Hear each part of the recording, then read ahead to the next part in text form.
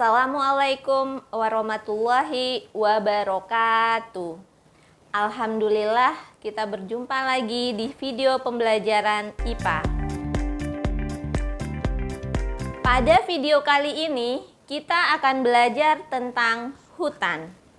Adapun tujuan yang diharapkan setelah menyimak video ini yaitu yang pertama, dapat mengetahui fungsi hutan. Yang kedua, dapat mengetahui sebab terjadinya kerusakan hutan. Dan yang ketiga, dapat mengetahui cara penanggulangan kerusakan hutan. Hutan merupakan salah satu bentuk ekosistem darat yang kaya akan tumbuhan dan satwa. Nah, selain itu, di hutan juga banyak terdapat komponen abiotik seperti udara, tanah, dan air, di mana komponen tersebut digunakan untuk keperluan hidup dalam ekosistem. Tapi bagaimana ya jika keberadaan hutan terancam?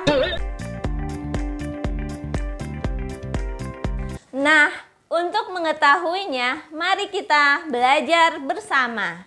Keberadaan hutan sangatlah dibutuhkan karena memiliki banyak fungsi, di antaranya untuk mempertahankan siklus oksigen, karbon dioksida, dan air yang sangat dibutuhkan bagi kelangsungan hidup.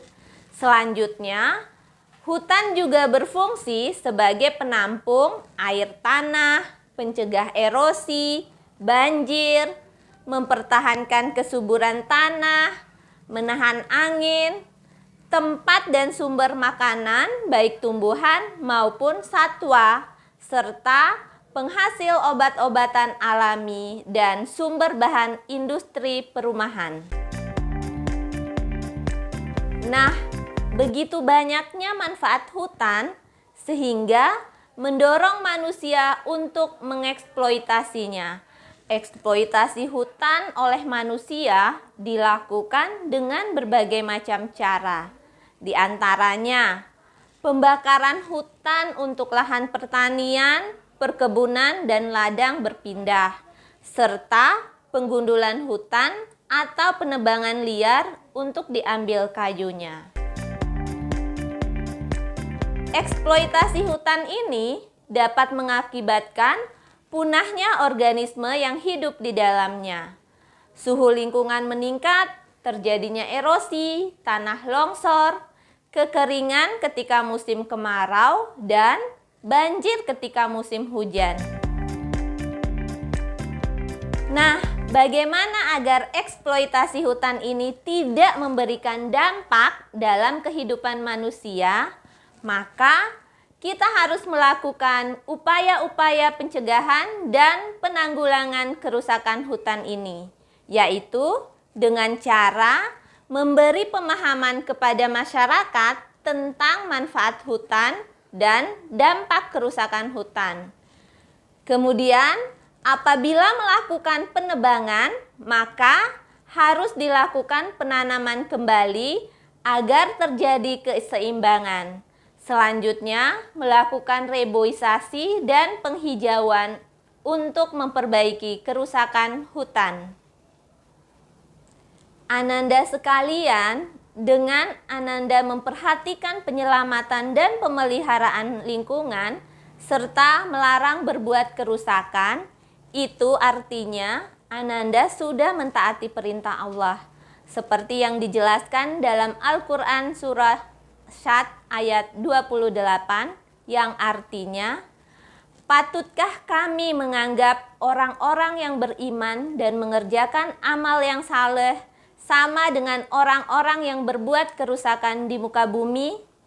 Patutkah pula kami menganggap orang-orang yang bertakwa sama dengan orang-orang yang berbuat maksiat?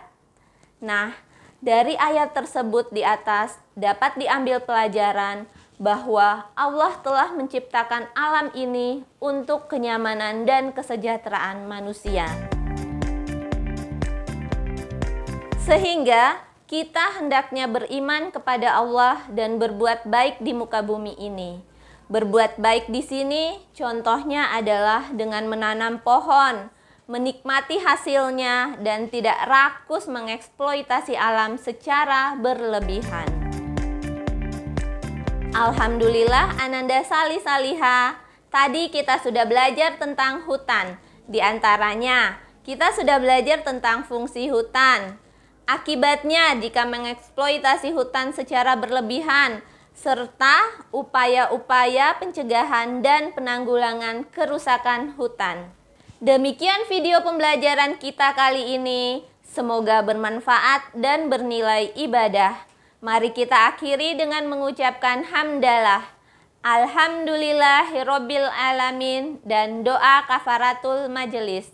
Subhanakallahumma wa bihamdik asyhadu alla ilaha illa anta astaghfiruka wa atubu ilaik. Wassalamualaikum warahmatullahi wabarakatuh.